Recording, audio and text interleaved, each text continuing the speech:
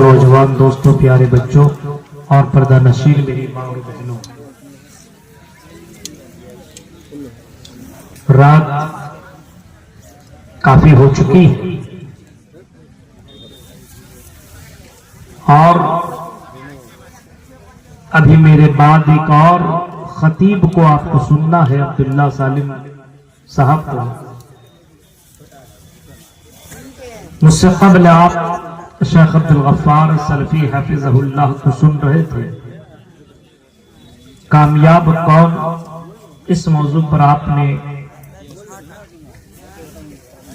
فصیح و بلیغ انداز میں مدلل تقریر آپ نے سماعت کی۔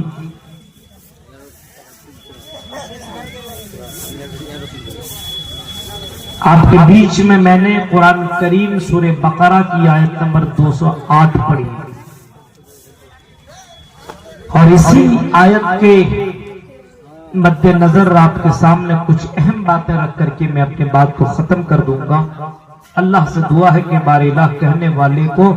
سننے والے کو، سب کو عمل کرنے کی پوری توفیق عطا فرما، آمین۔ اللہ تبارک و تعالی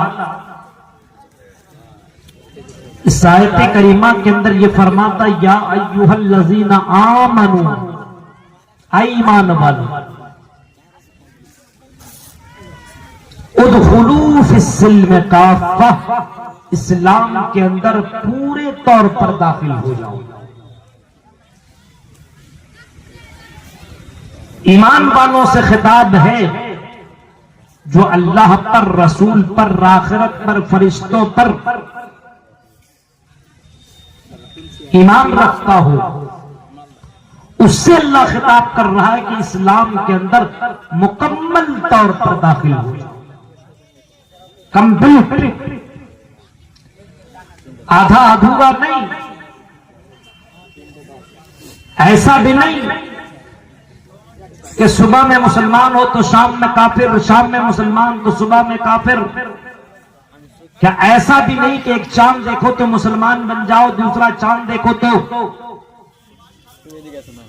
اسلام کا لباس اتار دو؟ آج کل دیکھ رہے نا، ابھی آنے والا ہے رمضان، جیسی چاند دکھے گا مسجدیں پھول ہو جائے، ایسا لگے گا آج ہی نماز فرض ہوگی۔ جو ظہر، عصر، مغرب، عشاء، فجر کوئی نماز نہیں پڑھتا تھا، چاند دکھنے کے بعد مسجد پہنچ جائے گا اور روزہ رکھنے لگے گا، نماز پڑھنے لگے گا، اور رمضان جیسے گزرے گا، عید کی چاند نظر آئے گی، ویسے ایسا لگے گا کہ اب یہ خود شیطان بن گیا۔ مسجدوں سے کوئی مطلب نہیں، قرآن کی تلاوت سے کوئی مطلب نہیں، یہ کہہ لیجئے کہ ایک چاند دیکھ کر کے مسجدوں کو آباد کر دیتا ہے تو دوسرا چاند دیکھ کر کے مسجدوں کو ویران کر دیتا ہے۔ یہ حال ہے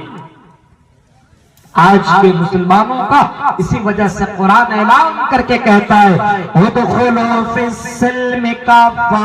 ایمان والو، اسلام کے اندر مکمل طور پر تم داخل ہو جاؤ، کمپلیٹ داخل ہو جاؤ،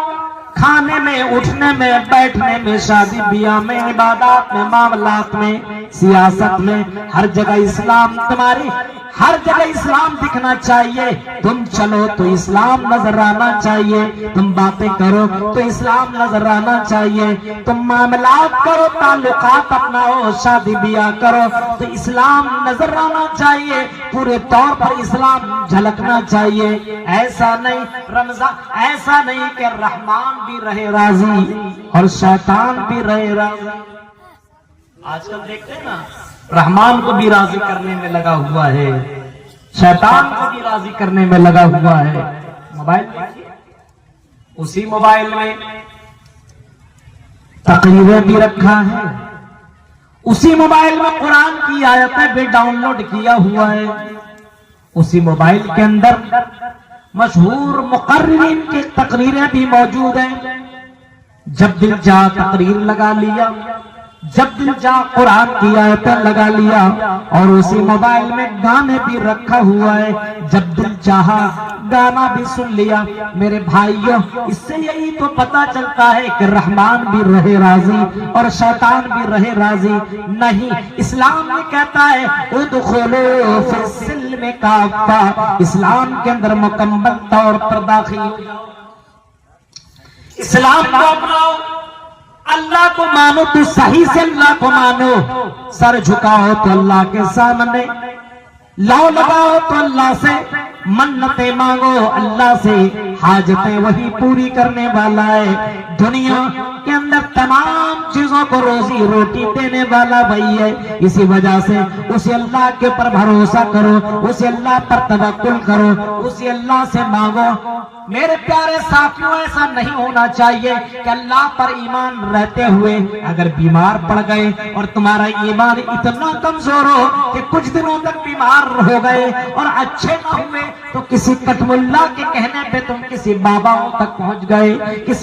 کسی مزار تک پہنچ گئے، کسی کٹم اللہ کے پاس چلے گئے، کسی پیر کے پاس چلے گئے، ہمیں بھی تعویذ دے دو، ہم بڑے دنوں سے بیمار چل رہے ہیں، ہم نے سنا ہے تیری تعویذ بڑا کام کرتا ہے۔ میرے بھائیوں، یہ اسلام نہیں ہے۔ اسلام یہ کہتا ہے ادخلوا فی السلم کافہ، پورے طور پر اسلام کے اندر داخل ہو جاؤ۔ ارے اللہ جسے بیمار کرنا چاہے، وَإِن يَمْسَسْكَ اللَّهُ بِضُرٍّ فَلَا كَاشِفَ لَهُ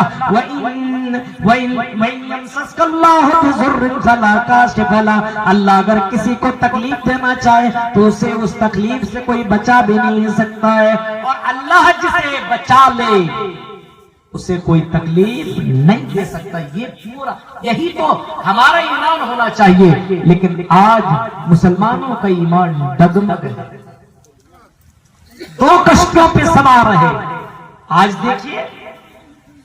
ہندوستان کے الگ الگ خطوں میں جائیے، آپ مسلمان ہے، قرآن پڑھتا ہے، نماز پڑھتا ہے، روزہ رکھتا ہے، حج کرتا ہے، عمرہ کرتا ہے،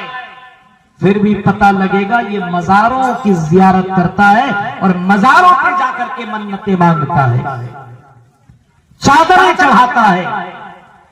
مشکل کشا دوسروں کو سمجھتا ہے۔ اب آپ اندازہ لگائیے کہ ادخلوا فی السلم کافہ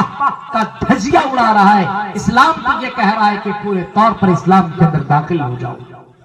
مسلمان ہو تو اسلام کو فالو کرو، اسلام کی ہر چیز تمہیں اچھی لگنی چاہیے، اسلام کا نظام تمہیں اچھا لگنا چاہیے، اسلام کا قانون تمہیں اچھا لگنا چاہیے۔ نبی نے جو کہہ دیا ما آتاکم الرسول فخذوہ، رسول جو تمہیں دے دے اس کو تم لے لو، رسول نے جس کو حلال قرار دے اس کو حلال سمجھو، وما نہاکم عنہ فانتہوا، اور رسول جو تمہیں حرام کہہ دے، جن چیزوں سے منع کر دے اس سے تم رک جاؤ۔ یہی تو اسلام ہے، اور یہی اسلام کو اگر آپ نے جان لیا، اسلام کو اگر آپ نے سمجھ لیا اور اسلام کے اندر آپ داخل ہو گئے تو یاد رکھیں میرے بھائیوں، یہی اسلام کل قیامت کے دن تجھے مرنے کے بعد کام آنے والا ہے۔ اگر آپ نے مکمل طور پر اسلام کو اپنا لیا تو اللہ ایسے مسلمانوں کے اوپر، ایسے مسلمانوں کے اوپر رحمتیں نازل کرتا ہے، ایسے مسلمانوں کے اوپر اللہ کی رحمتیں اترتی ہیں۔ میرے پیارے ساتھیوں، اسی وجہ سے قرآن کہتا ہے ادخلوا فی السلم کافہ، پورے طور پر اسلام کے اندر داخل ہو جاؤ۔ ایک ہی برہما ایکم برہما وتیہ ناستے نیہ نانا کنچن، ایک ہی برہما ہے، ایک ہی دنیا کو بنانے والا ہے، ایک ہی رچیتا اور رچنا کار ہے، کوئی دوسرا نہیں ہے۔ There is no God, God is only one without second، ایک ہی ہے دوسرا نہیں ہے۔ اس وجہ سے اگر آپ مسلمان ہیں تو مکمل طور پر مسلمان بنیے، پورے طور پر۔ ایسا نہیں ہے مسلمان بھی ہیں شراب بھی پیئیں، جوا بھی کھیلیں، زنا بھی کریں، حرام خوری بھی کریں، دھوکہ دہی بھی کریں، نماز بھی چھوڑیں، اور آپ یہ کہہ کہ مولانا آئی ایم مسلم، یہ مسلمانوں کی پہچان نہیں۔ پورے طور پر اسلام کے اندر داخل ہو جاؤ، اسلام کو مانو تو اسلام کو فالو کرو۔ آپ سوچئے جن لوگوں نے اسلام کو اپنایا تھا ان کا رویہ، ان کا طریقہ، ان کا منہج کیسا تھا؟ میرے پیارے ساتھیوں، کس طریقے کے لوگ اس دور میں تھے؟ محمد صلی اللہ علیہ وسلم کو نبی مان لینے کے بعد، محمد صلی اللہ علیہ وسلم کو اپنا نمونہ آئیڈیل مان لینے کے بعد، سردار مان لینے کے بعد، نبی مان لینے کے بعد اور اسلام لا لینے کے بعد، نبی جو حکم دے دیا کرتے تھے صحابہ اس کام کو کر لیا کرتے تھے اور کہا کرتے تھے آمنا و صدقنا، ہم نے ایمان لایا اور ہم نے تصدیق کر لی۔ زمانے میں شراب کی بڑی کثرت تھی، لوگ شراب بڑی کثرت سے پیا کرتے تھے، شراب کے بڑے عاشق سے شراب کے بغیر وہ رہ نہیں پاتے تھے، شراب کے بنا، شراب کے بغیر ان کا جینا مشکل تھا۔ کھانے کے وقت بھی شراب، رات میں سو رہے تب بھی شراب، مہمان گھروں میں آ رہا تب بھی ان کو شراب پیش کیا جاتا تھا، یعنی شراب اس کی زندگی میں سب سے زیادہ محبوب چیز شراب۔ آپ سمجھ لیں،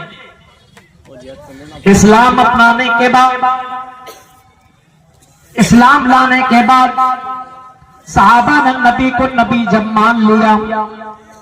شراب بری چیز ہے لیکن اسلام نے ڈائریکٹ شراب کو حرام نہیں کیا، کیونکہ شراب سے بڑی محبت تھی لوگوں کو، اسی وجہ سے اللہ کے نبی سے لوگ شراب کے بارے میں سوال کرنے کے لیے آنے لگے۔ ان کو معلوم تھا کہ شراب پینے کے بعد لوگ گالی گلوچ کرنے لگتے ہیں، ان کی عقل ان سے باہر ہو جاتی ہے، ان کا دماغ کام نہیں کرتا ہے، اسی وجہ سے اسلام کو فالو کرنے والے محمد رسول اللہ کے پاس آتے ہیں اور نبی اکرم سے کہتے ہیں اے اللہ کے نبی بتائیے شراب کے معاملے میں کیا حکم ہے؟ یسألونک عن الخمر والمیسر، شراب اور جوئے کے بارے میں لوگ سوال کرنے لگتے ہیں، اللہ کے نبی آپ بتائیے، اے اللہ کے نبی آپ سے لوگ سوال کرتے ہیں شراب اور جوئے کے بارے میں، یسألونک عن الخمر والمیسر، آپ سے سوال کرتے ہیں شراب کے بارے میں، جوئے کے بارے میں، اے نبی آپ اعلان کر کے کہہ دیجئے قل فیہما اسم کبیر، یہ دونوں کے دونوں گناہ کے کام ہیں، فیہما اسم کبیر، یہ بڑے گناہ ہیں۔ ڈائریکٹ نہیں کہا کہ شراب حرام ہے مت پیو، پہلے شراب کی قباحت بیان کی گئی کہ شراب ٹھیک نہیں ہے، اسم کبیر، گناہ زیادہ ہے اس میں، ومنافع للناس، لوگوں کے لیے کچھ فائدے بھی ہیں اس کے اندر۔ شراب کے کاروباری کو دیکھیے کتنا زیادہ مالدار ہو جاتا ہے شراب بیچنے والا، کچھ دیر کے لیے شراب پی لیتا ہے تو سمجھتا ہے کہ پوری اس علاقے کا بادشاہ میں ہی ہوں، تھوڑی دیر کے لیے دماغ ٹینشن ختم ہو جاتی ہے۔ تو قل فیہما اسم کبیر ومنافع للناس، اس کے اندر تھوڑے فائدے ہیں لیکن گناہ زیادہ ہے۔ قرآن کی آیت اتار کر کے لوگوں کے دلوں میں یہ بات بیٹھائی گئی کہ شراب بری چیز۔ اب اس کے بعد کچھ دنوں کے بعد یہ پتا چلا کہ لوگ شراب پھر نہیں چھوڑ رہے ہیں، شراب پی رہے ہیں، اور نماز، اللہ کے نبی صلی اللہ علیہ وسلم نے جب اس کی قباحت بیان کی تو لوگ شراب پیتے تھے لیکن تھوڑا کم کر دیے۔ فرمایا گیا اور پوچھا گیا تو اللہ کے نبی کہتے ہیں یہ قرآن کی آیت اتری کہ جب تم نماز کی حالت میں ہو لا تقربوا الصلاۃ وانتم سکارا، جب تم نماز کی حالت میں ہو، جب تم نماز پڑھ رہے ہو، جب تم نشے کی حالت میں ہو تو پھر نماز کے قریب مت جاؤ، لا تقربوا الصلاۃ، نماز کے قریب مت جاؤ، جب تم نشے کے حالت میں جب شراب پیے ہوئے ہو تو اس وقت تم نماز مت پڑھا کرو۔ یعنی یہ بتایا گیا کہ شراب اتنی بری چیز ہے کہ عبادت، شراب پیو گے تو عبادت نہیں ہوگی، شراب پینے کے بعد نماز نہیں پڑھ سکتے۔ صحابہ کرام اور بچنے لگے، ظہر، عصر، مغرب، عشاء، اس کے بعد تو نماز شراب نہیں پیتے تھے کیونکہ ان کو معلوم تھا کہ شراب کا نشہ نہیں اترے گا، اس وجہ سے صبح میں پی لیتے تھے تاکہ ظہر تک نشہ اتر جائے، رات میں پی لیتے تھے تاکہ فجر تک شراب کا نشہ اتر جائے، لیکن پھر بھی ابھی شراب سے محبت ختم نہیں ہوئی تھی، شراب لوگ پیا کرتے تھے۔ قرآن کی جب یہ آیت اتر گئی، قرآن کی گئی انما الخمر والمیسر والانصاب والازلام رجز من عمل الشیطان فاجتنبوه لعلکم تفلحون۔ شراب کے بارے میں جو قرآن کی آیت اتری اور کہا گیا فاجتنبوه، اس سے بچا کرو، لعلکم تفلحون، شاید کہ تم کامیاب ہو جاؤ۔